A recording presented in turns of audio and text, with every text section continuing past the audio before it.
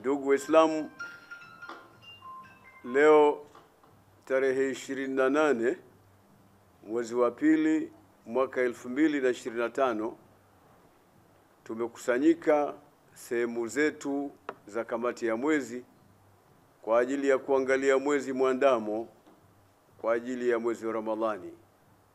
Lakini haijapatikana habari yoyote ya mwezi wa Ramadhani nchini kote, Tanzania bara na Tanzania visiwani, bali na wenzetu wa Kenya vile vile hawajaona mwezi mahali popote. Kwa hiyo mwezi kwa maana hiyo haukuonekana. Tunawaelekeza Waislamu wote na kuwaarifu na kuwatangazia kwamba tunakamilisha Shaabani siku 30 na tunatarajia insha Allah Taala mwezi wa Ramadhani kuanza kesho kutwa, ambapo itakuwa ni tarehe 2 mwezi wa 3 mwaka 2025.